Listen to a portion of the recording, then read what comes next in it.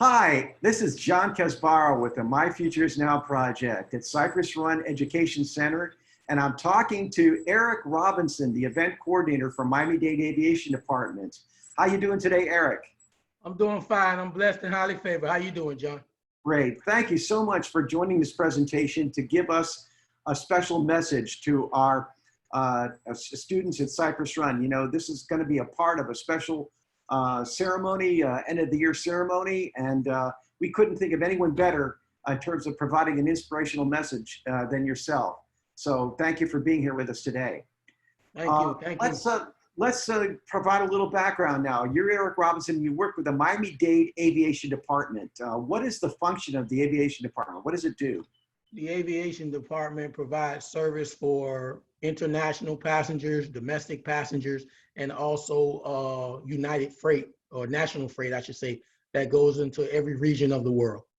So so many different kinds of jobs are happening there at the Aviation Department because you manage every function of the whole airport, correct? Absolutely. Absolutely. So what is your job then as event coordinator? Tell us about that. Say more about that. My job as an event coordinator is to organize every event, whether it be for our internal executive staff, our director, our chief of staff, or our tenants, our airline tenants, or individuals that are coming from the outside within Miami-Dade County or Broward, Dade, and West Palm Beach that want to have a meeting or a conference within our airport grounds. How did you decide that you wanted to do that kind of work? How did you decide? Well, it just kind of fell on me. I've always loved the airport environment. Aviation has always been a passion to me. All the way back in 2003, I had the opportunity to work there part-time and just kind of transitioned into a full-time job working with events. I applied for the position, and I've been there since 2017, working within the special events department. So, you know, you said you always loved the airport.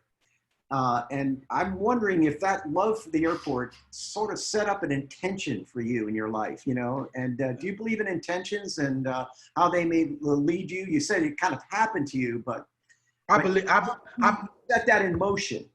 I believe in purpose. I believe that you know, I've always been a people person. I've always knew how to talk to individuals, and being that I'm a minister and I preach the gospel, I pastor and operate in that environment. Being in an environment like the airport, you meet people from all over the world. So your attitude and your disposition, your interpersonal skills, knowing how to talk to people, knowing how to be in a meeting that you really don't want to be in, listening to people that you really don't want to listen to, and just have a great attitude about the situation has allowed me to come into this position and excel, if I should say so. We had the great fortune to have you talk to some of the students at Cypress Run. But I want to, now that the audience is larger, this is presumably the whole school that's going to be listening to you.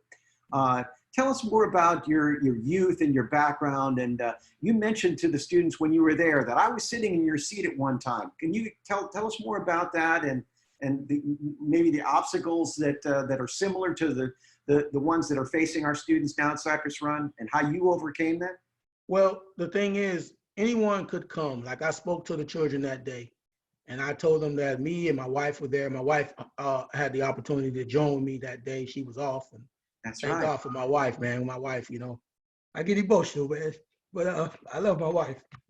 But I had the opportunity to come there and speak to those kids. And I've been there. A lot of people can say anything to them, you know, and you know, you saw a lot of officers, you saw a lot of DA people, and it's like they're showing the kids, and I'm not here to knock on anybody, but it's like they're showing the kids, you know, this will happen if you continue. But what I wanted to show them was, this is what happens when you allow the process to go through. And that was my message. That was my outlook. I wanted them to know that I've been there. I went to Jam Man Opportunity School in Miami-Dade County. That was a school that I was in 6th and 7th and 8th grade. I was kicked out of regular school and I was sent there. I had a work back counselor like they had. I went to MacArthur North Senior High School like they did. Like they're in a school that they've been sent to. And, you know, they've been a bad kid or labeled a bad kid. I sat in those chairs. So I'm speaking to you not from a stage of success.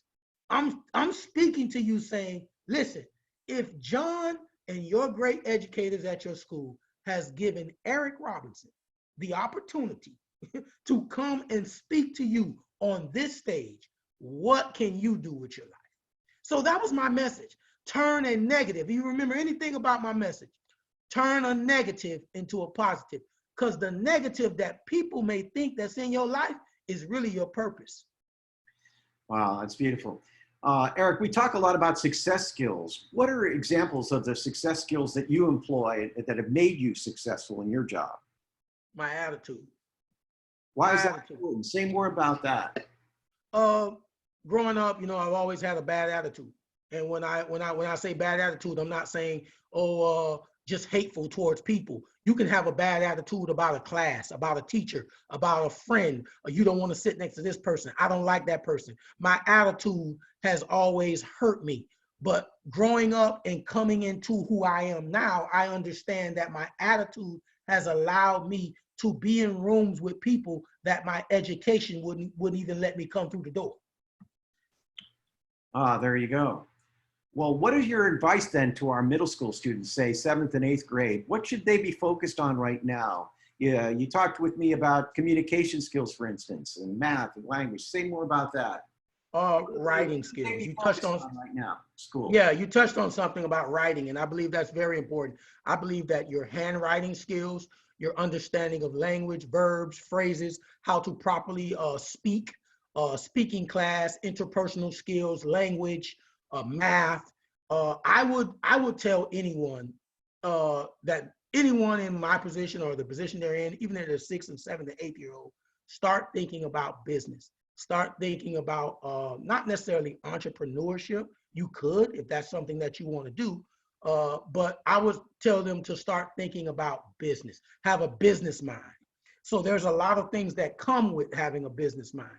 So I know they're young, 6th, 7th, and 8th, but now is the time for you to start thinking about that, thinking about where you want to go. Because in the 6th and 7th and 8th grade, that's the time when your mind starts to mold and you got all these friends pulling you this way, family pulling you this way, school pulling you this way. You got to focus on what you want to do and work at it.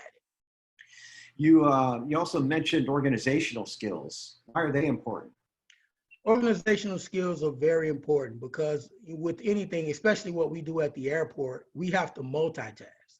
And so this particular job is very tough for a person that does not know how to answer the phone, write an email, and have someone at your desk asking you a million questions at one time. And then you have the director's office calling you saying, hey, we need to set up a press conference at 2 o'clock and it's 1:15. So you got to know how to move. You're being specific about that in your job, but it sounds like these skills are applicable to practically any job that they would want to do. I believe so. I believe so because but you know what, it all goes back to when you say like organizational skills, you have to know how to organize your day. I'm not telling you to be routine, but you have to know how to. It's just like getting up. It's like a religion. You get up, you wash your face, you brush your teeth, you take a shower, you put deodorant on, you put your clothes on. It's a religion, meaning you do this every day. It's a practice you do every day. So once you start honing those skills at the 6th, 7th, and 8th grade, it'll propel you into a more intermediate level once you reach the high school level. Wow, that's really powerful stuff. You mentioned writing things down and how you use the things that as a way to set goals. So can you talk more about how important it is to set goals and then how you do that in your life? Well, I write things down, man. You know, at the end of the day, you know, I write everything down.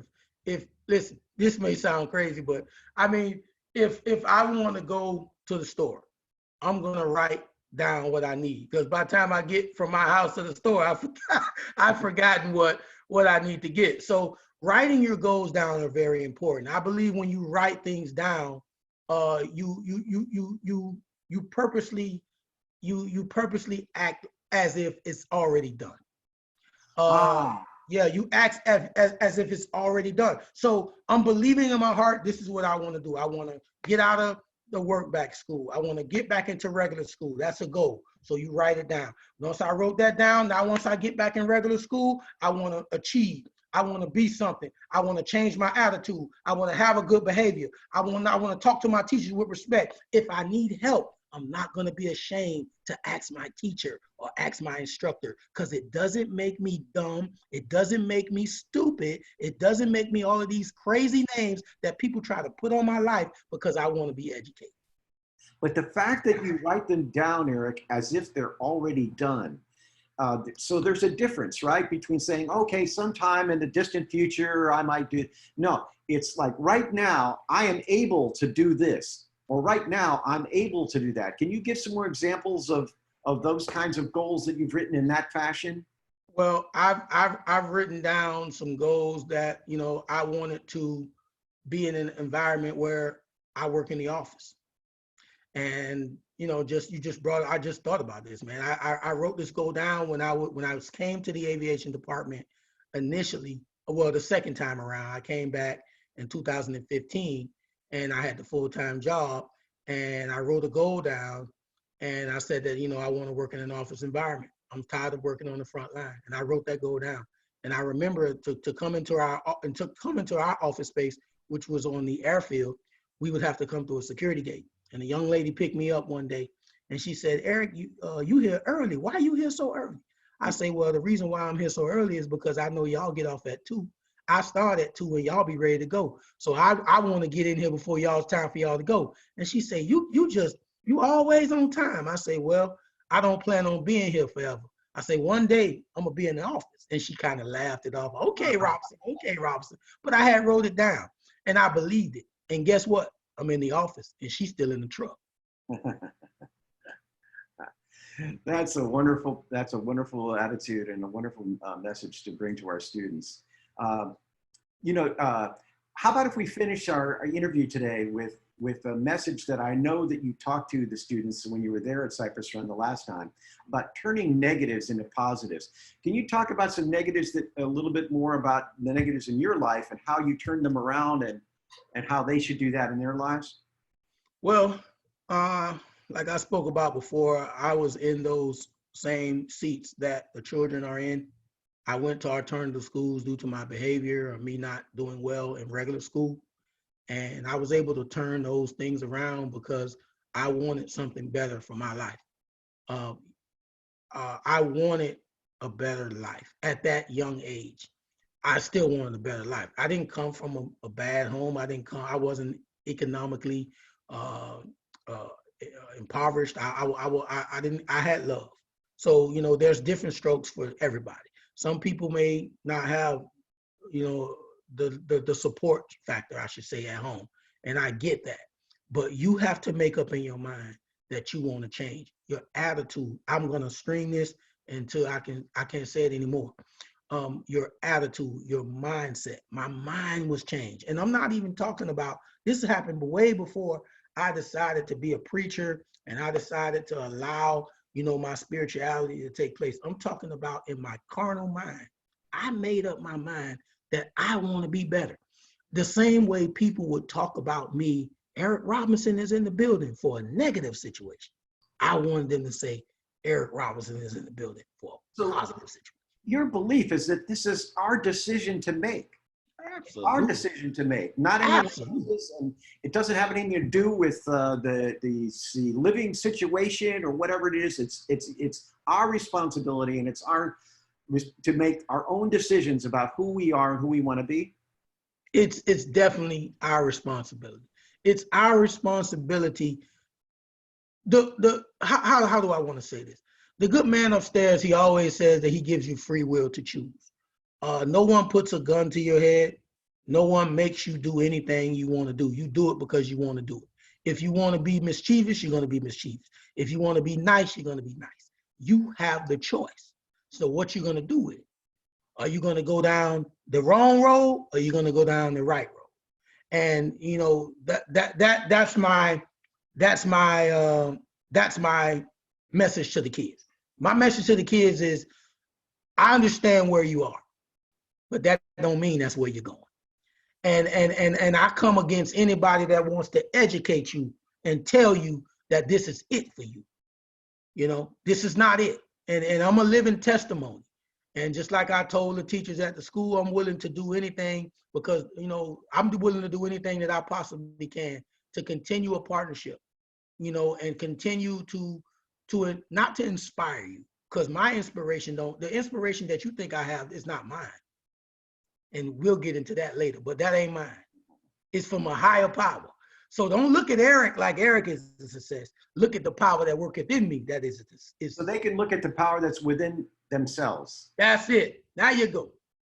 I'll So let you say that, John. That's a great way to end this interview today, I think. Eric Robinson, we want to thank you so much for this inspirational message to our students at Cypress Run Education Center to remind them that my future is now. Absolutely.